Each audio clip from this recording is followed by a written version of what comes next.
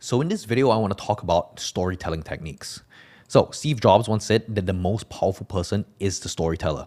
Stories have the power to capture and hold people's attention. They can make complex ideas or dry information a lot more engaging and memorable. So stories also evoke emotions, which can help your audience or your client's audience connect with the content on a deeper level. And emotional connections can lead to better understanding and retention of information. So these stories often feature characters or situations that people can relate to, making the content more relevant and meaningful to their lives.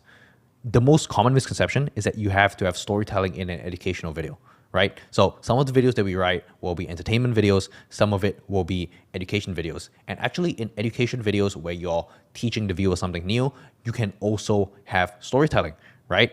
And in some educational videos, storytelling can really be the mode, right? There are some channels that really thrive off having storytelling as the main base, right? And let's go into storytelling tip one. So storytelling tip one is the hero's journey. So this is what the hero's journey looks like, right? There's always a call to adventure, right? There's the threshold guardians, there's challenges and temptations, and then there's a revelation, a transformation, atonement, and a return. So it's basically you kind of go on this journey, right? And then for some reason, okay, you decide, okay, instead of I'm not going to go on this journey and I'm going to go on this journey. You decide I'm going to go on this journey, right? There's a bunch of obstacles and then there's a heightened point in tension and then there's some sort of resolution. So this is kind of called the hero's journey. I would argue that every single story is considered a hero's journey. And, while you don't necessarily need to have every single component here, but if you have, like a good chunk of it, that I would say that's a very complete story, right? Where he comes back and, he has lessons learned and, he's totally changed as a person. Storytelling tip two, okay, this is really, really important. It's the somebody wanted but so then framework, okay? And I'm going to explain what this is. Somebody is the name of the main character. Wanted is the character's motivation, but is the conflict, and so outlines the problem and then reviews how it's solved, right? So somebody but so then. So for example, the well-known fairy tale Cinderella might be summarized like this, right? It starts with Cinderella who wanted to attend the king's ball, which is the conflict. But Cinderella's stepmother forced her to do chores to keep her from going. So her fairy godmother helped her do the chores and get her to the ball. And then she met Prince Charming. So here you can kind of see like there's a mini hero's journey, right? Cinderella wanted to do something, but there's an obstacle, right? And then this happened. So this happened. Right, that's kind of the flow, right? I recommend that you always think about every story, right? Whether it's like a video essay or whether it's a crime or investigative documentary, think of it through this specific frame. Okay, next, storytelling tip three, right? Which is the start with the end in mind. So the best pieces of writing always start with the end in mind. So you really want to think about the emotion that you want to elicit, right? And there are 7 main emotions in any piece of writing. So that could be anger, happiness, surprise, contempt, sadness, fear, or disgust. So at the end of every single YouTube video, it must evoke one certain piece of, it must evoke one emotion, right? So anger could be like, oh, if you're watching a certain political documentary, then maybe you're angry, right? Happiness, it could be like a wholesome moment. Surprise, it could be, if it's like a prank video. Contempt, right? Or if you are writing a certain, it could be a political documentary too, or it could be a documentary about something evil, about, certain gamblers, or it could be about big institutions and so on and so forth. So one of the better videos, you can watch this video by Ryan Trahan, right? 15 million views. I survived 50 hours in Apple Vision Pro. He's one of the better people to start writing a script with the end in mind, right? So everything that you see on YouTube is mostly scripted. Storytelling tip 4, right? It's what's the essence of your story and what's the most economical telling of it. So if you know that, you can build it from here. So, and the best for last, ask yourself, right? What are you really trying to say in as few words as possible?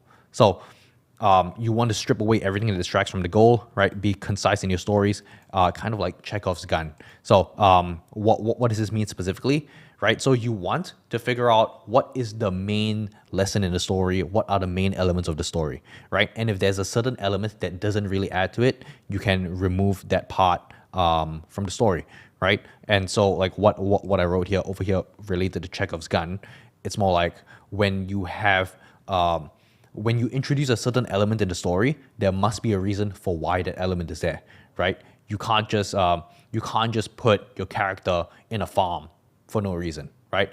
If you put the character in the farm, that means there's certain things within the environment that you change, right? So if you want to introduce certain pieces of information, there must be a reason why you insert certain piece of information. And if you don't have a good reason, you can cut all of that out, and that will be like the base of your story, and that will be the main part of the story that you're telling. So this is also applicable when you're doing a lot of the research, right? When you're doing a lot of research, when you look at other documentaries in a certain niche, there will usually be too much information within the documentary, right? And then you can ask yourself, what is the piece of information that I'm most interested in?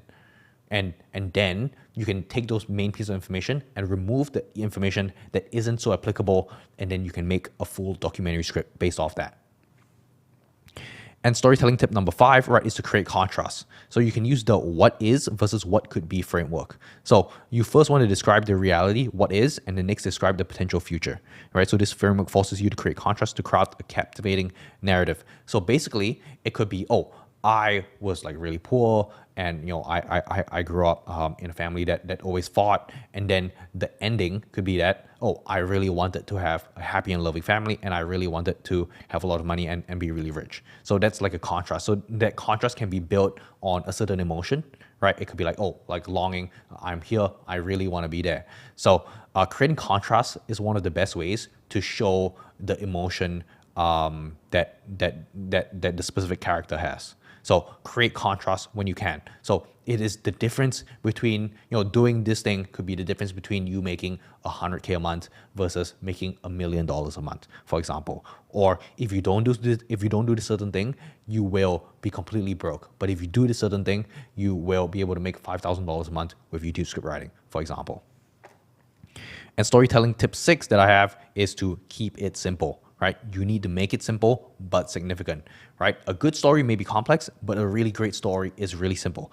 So you want to elevator pitch the story to an uninformed party, for example. So if the specific idea or the documentary that you're working on isn't simple, then the script won't come out really great. So whenever you are writing, when you are using words, when you're picking which words to use in your specific script, you want to keep it super simple, and that way as many people can enjoy it as possible, right? So if most people aren't able to understand your script, then it's a really complex script, right? So you will still have to do work. So when you're really in doubt, you absolutely want to simplify as much of your script as possible.